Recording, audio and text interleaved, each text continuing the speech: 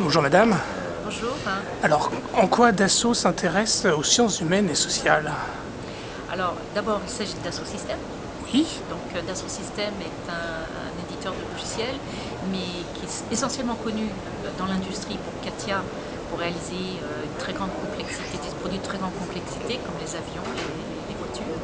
Mais Dassault Systèmes, c'est aussi et surtout une entreprise scientifique qui développe avec des univers virtuels des innovations qui ont pour but de transformer non seulement les entreprises avec leurs produits industriels de grande complexité, mais aussi l'éducation, les sciences et la société. Qu'est-ce que ça veut dire? C'est utiliser les univers virtuels pour transformer d'une manière durable, par l'innovation et les outils du virtuel, des propositions qui peuvent être simulées et proposées et ensuite donc validées dans le monde du réel.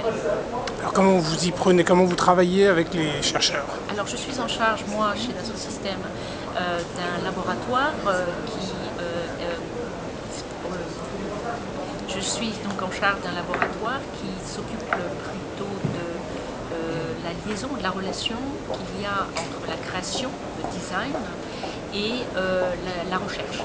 Donc nous avons des chercheurs en interne et nous avons aussi des relations prépondérantes avec différents laboratoires de recherche externes comme ParisTech, ParisTech Les Mines, ParisTech Telecom. Et alors, et en sciences humaines et sociales, est-ce qu'il y a des personnes qui... Eh bien, Oui, dans le cas de la comment relation ça se avec passe? ParisTech, on est avec l'Université de Rennes 2, plus Ah, précisément Pierre Mussot, qui nous a d'accord. accompagnés aujourd'hui lors de Oui, la conférence. Et là, très très clairement, il faut que vous sachiez que le design, par définition, on ne sait pas vraiment où le placer. Et moi, j'aurais plutôt une préférence à le placer du côté des sciences humaines, puisque le rôle du design, si on le comprend bien, et si on dépasse bien évidemment le rôle de styliser un produit industriel, c'est surtout d'organiser ce lien qu'il y a entre la technologie, les techniques et le social, puisque le designer a pour vocation de travailler autour de l'homme, dans une approche centrée sur l'homme et sur les usages. Et le travail du designer, c'est de délivrer une expérience utilisateur qui soit mémorable, qui soit satisfaisante au sens humanistique, humaine, pas du tout au sens de justifier plus de revenus. C'est d'ailleurs quelque chose que le designer a beaucoup de mal à appréhender. Donc cette dimension sociale et la proximité naturelle du designer vis-à-vis de la technologie fait que le laboratoire qui contient donc et met en place des processus de design associés à des processus typiquement issus des sciences humaines. Je pense par exemple particulièrement à l'anthropologie, à l'ethnographie. Nous faisons par exemple des recherches ethnographiques. Et tout ça, ça s'appelle d'ailleurs dans le monde du design le design thinking. En réalité, c'est essentiellement des outils des sciences humaines mélangés à des outils plutôt intuitifs, empiriques ou parfois très rationnels. Par exemple, l'étude des artefacts qui nous vient de nos grands chercheurs, et de les utiliser, de les exploiter à la conception et à la création des imaginaires. Imaginaires en tant que matière première de la création de produits véritablement innovants. Un produit innovant au sens du designer, c'est un produit qui va offrir un bénéfice à l'utilisateur qui n'était pas préexistant auparavant. Ce n'est pas un attribut de performance, ce n'est pas un attribut de fonction uniquement, c'est un attribut émotionnel, polysensoriel, et c'est là où la dimension des sciences humaines, avec la psychologie, avec tout ce qui peut se passer au niveau de notre cerveau reptilien, rentre en ligne de compte. et vous recrutez aussi des docteurs, des doctorants en Alors, chiffres on ne fait pas, pour l'instant, on ne recrute pas, on prend des personnes en phase d'être docteur. C'est-à-dire que nous, doctorants. oui, pour une raison simple, c'est que c'est très récent, c'est très jeune. C'est encore très plastique comme discipline, à la fois le design et l'apport des sciences humaines dans le monde des technologies et des univers virtuels. Et donc la difficulté, c'est à partir de quelle éducation doit-on recruter nos équipes?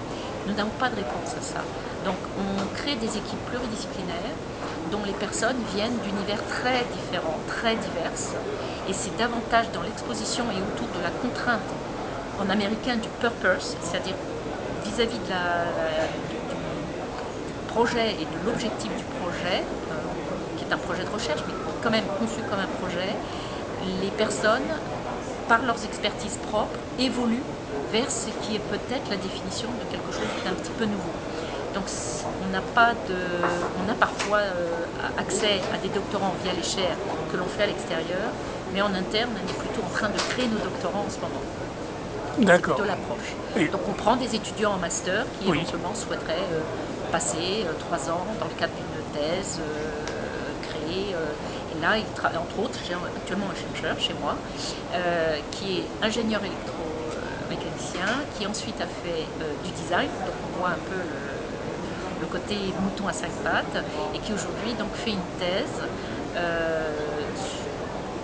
c'est l'école des mines, conception innovante, et sa thèse c'est les conceptions des outils de création pour les designers du XXIe siècle. C'est très très large, et ça prend en compte tout ce que vous connaissez aujourd'hui.